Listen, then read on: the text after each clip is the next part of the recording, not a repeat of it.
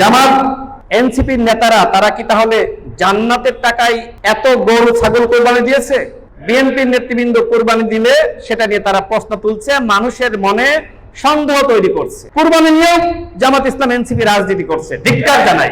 আজকে সারা বাংলাদেশে জামাত ইসলাম এবং এনসিপি যে চক্রান্ত শুরু করেছে, কোরবানির ঈদ গেল, বিএনপির যারা এমপি ছিল বা যারা রাজনীতি করে সামর্থ্য অনুযায়ী কোরবানি দিয়েছে। বিএনপি সরকারের মন্ত্রী শহীদুদ্দিন চৌধুরী এনি ভাই, তিনি 6টি গরু কোরবানি দিয়েছেন। এ নিয়ে দেখলাম সাংবাদিক সম্মেলন হয়ে গেল যে এই 6টি গরু কেনার টাকা আসলে বিএনপির এই মন্ত্রী কোথায় পেল? আপনারা নিশ্চয়ই সামাজিক যোগাযোগ মাধ্যমে দেখেছেন যে জামাতের একজন এমপি গরু কোরবানি দিয়েছেন।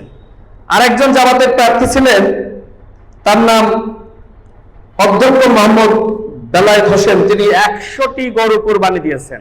জামাত ইসলামের এই যে এমপিরা এবং এমপি প্রার্থীরা তারা এত গরু কোরবানি দিল, এই টাকা নিয়ে কেউ প্রশ্ন তুলছে না।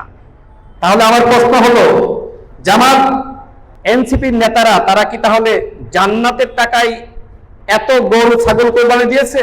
বিএনপির নেতৃবৃন্দ কোরবানি দিলে সেটা নিয়ে তারা প্রশ্ন তুলছে, মানুষের মনে সন্দেহ তৈরি করছে।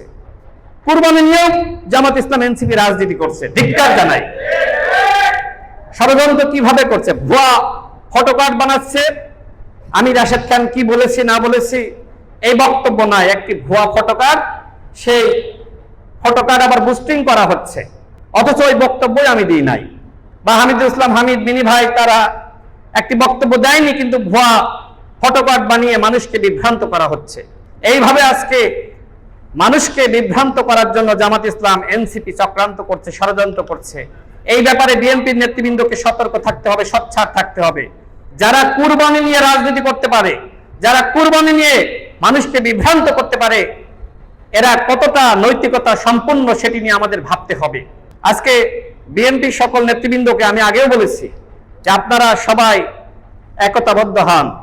সামনে স্থানীয় নির্বাচন আছে, এই স্থানীয় নির্বাচনকে কেন্দ্র করে আপনাদের সবাইকে আমি একতাবদ্ধ হওয়ার আহ্বান করছি। আগেও বলেছি, এখনো করছি।